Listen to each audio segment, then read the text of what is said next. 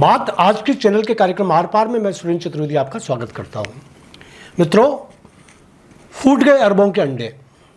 अजमेर के अंडे जो बनाया करते थे पूरे मुल्क में आमलेट। अजमेर के अंडे कभी पूरे एशिया में आमलेट बनाया करते थे, अब राजस्थान के कुछ शहरों के बाजारों और थड़ियों के ठेलों तक महदूद हो गए हैं।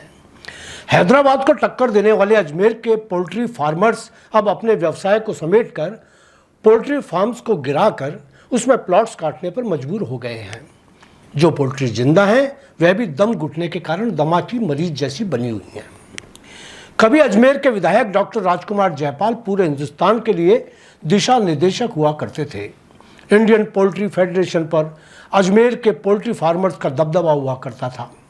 पूरे देश में अंडों के भाव अजमेर से तय हुआ करते थे, मगर आज अजमेर बिचौलियों और पोल्ट्री माफियाओं के सामने भिक्षुओं की श्रेणी में आ गया है। अरबों के अंडे उत्पादित करने वाला अजमेर आज राज्य के लिए भी मांग पूर्ति नहीं कर पा रहा। कल जो जिला देश भर में अंडों के ट्रक्स भेजा करता था, आज बाहर से अंडों का आयात कर रहा है। इसके पीछे क्या कारण रहे? यह सवाल अजमेर का इलियास पोल्ट्री फार्मर्स की हारी हुई फौज ही बता सकती है। डॉक्टर जयपाल इस पराजित सेना के आज भी सिकंदर हैं। वही बता सकते हैं कि अंडे कहां और कैसे मुकद्दर की तरह फूटते चले गए। अजमेर के कुछ बिचौलिए, दलाल और बड़ी बड़ी कंपनियों के निजी स्वार्थ की वजह से अरबों रुपए का अजमेर का कारोबार खत्म सा हो गया है। बहुत प्रयास और कोशिशों के बावजूद कोई भी सरकारी मदद इस व्यवसाय को नहीं मिली। अजमेर के पोल्ट्री व्यवसाय के लिए बनी फेडरेशन के बैनर तले भी काफ़ी प्रयास किए गए, मगर फेडरेशन की गुहार भी तूती की आवाज़ साबित हुई।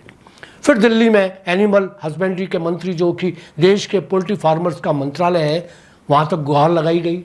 इस गुहार में नॉर्थ के अनेक राज्य भी अजमेर के साथ शामिल रहे, मगर आटे में नमक जितनी मदद भी पोल्ट्री किसानों को नहीं मिली। पोल्ट्री माफियाओं ने वहाँ भी मंत्रालय पर कुंडली मार रखी है। महंगे भाव के दाना और अंडे के कम भाव की वजह से आज पोल्ट्री इंडस्ट्री खत्म हो चुकी है।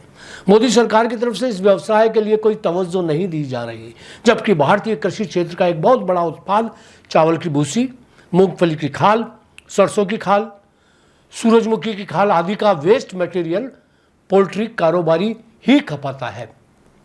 यदि पोल्ट्री फार्मर्स इन वेस्ट मटेरियल को न खरीदे तो कृषकों के लिए यह हानि का ही सौदा है। हमारे देश की अर्थव्यवस्था के आंकड़ों में पोल्ट्री का बहुत बड़ा योगदान है और इसी तरह भारत की पोल्ट्री व्यवसाय में लाखों लोग की रोजी रोटी जुड़ी हुई थी। थड़ी पर लोकल अंडा बेचने वाले से लेकर बड़े बड़े फार्मर, दवाई कंपनियां, शेड बनाने वाली कंपनियां, बारदानों की कंपनियां, दाना बनाने वाली कंपनियां, ट्रांसपोर्टर, लेबर, लाखों लोग इस कारोबार से प्रभावित हुए हैं। कैसे चल रहा है अंडा माफियाओं का खेल? मित्रों, यह एक गेम है। अंडे का रेट माफिया पहले गिरा देते हैं, फिर देश भर से आने वाले अंडों की फसल को कोल्ड स्टोरेज में भर लिया जाता है।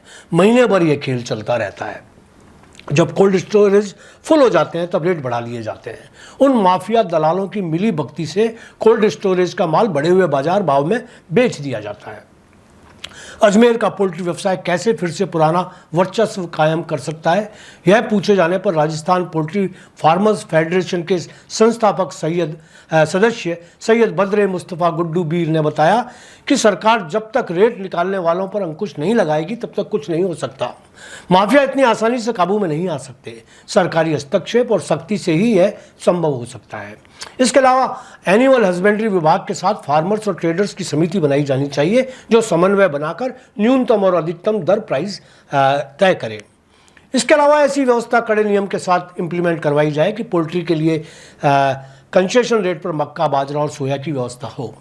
यहाँ बता दूं कि केंद्र और राज्य के एफसीआई गोदाम में हर साल लाखों टन माल बर्बाद और ख़राब हो जाता है।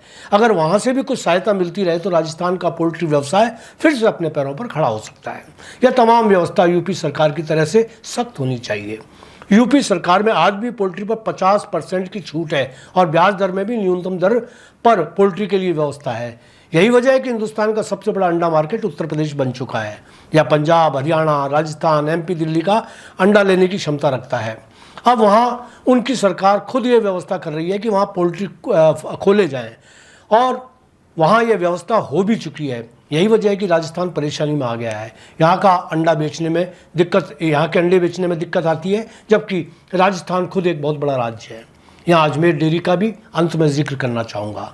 सिर्फ और सिर्फ रामचंद्र चौधरी जैसे मजबूत नेता की वजह से अजमेर के पशुपालक अपना वर्चस्व बनाए हुए हैं। इसी तरह के नेता राजकुमार जयपाल भी हो जाते तो यह व्यवसाय डूबता नहीं।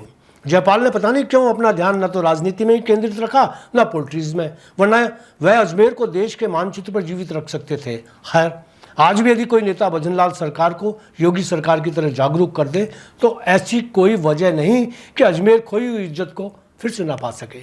धन्यवाद। आज इतना ही।